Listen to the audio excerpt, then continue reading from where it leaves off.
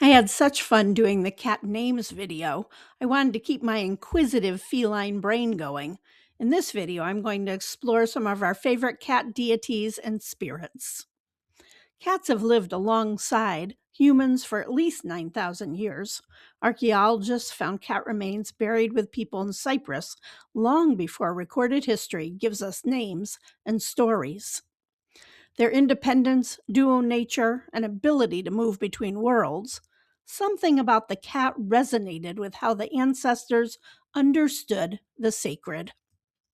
So I'm going to start with Bastet because she is so well known, and I love her.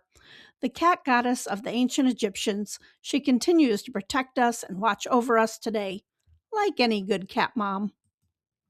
Women and children are her domain, and kittens, of course.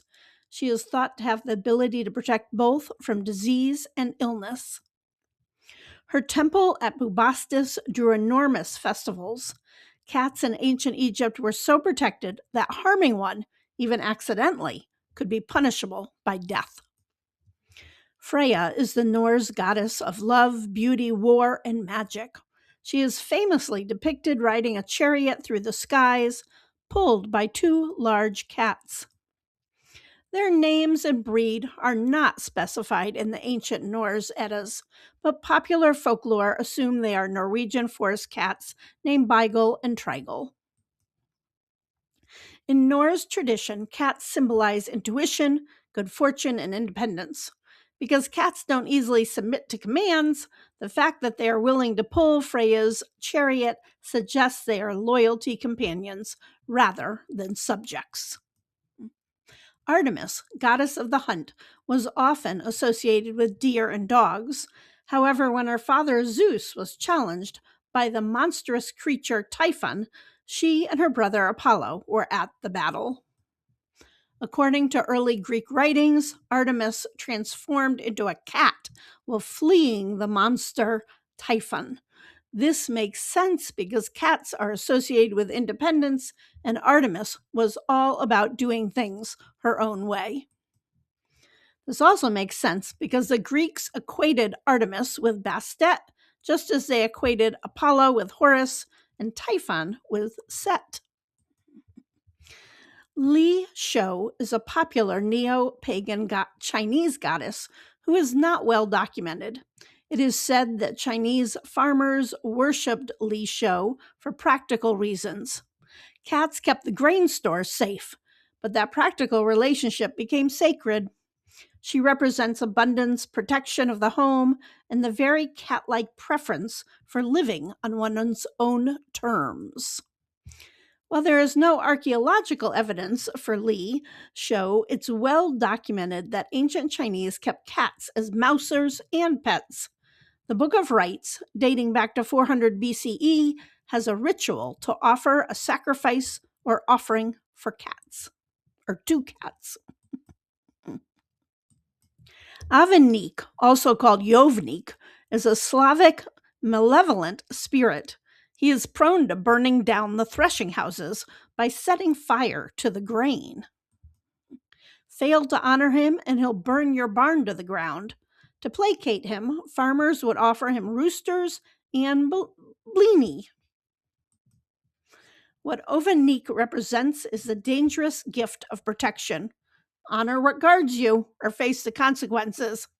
Cat logic. So back to the Americas.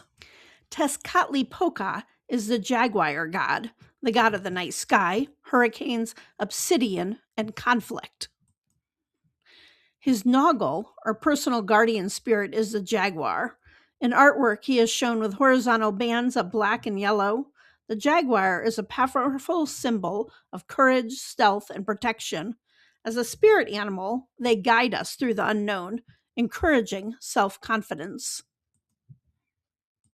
Hawk-Di-Dasha is the Zuni mountain lion or cougar spirit and is represented in small fetish carvings. They protect the north and are the elder brother of all animals. The Zuni revere the mountain lion for its leadership, resourcefulness, cunning, and fierce protectiveness. A mountain lion fetish is often carried by hunters to ensure a successful hunt and by travelers for protection on their journey. And around the Great Lakes where I live, we have Mishipeshu. He or they are quite interesting. Known as the underwater panther, she lives in the depths of Lake Superior. He has the head and paws of a giant cat, but is covered in reptile scales and has dagger-like spikes running along his back and tail.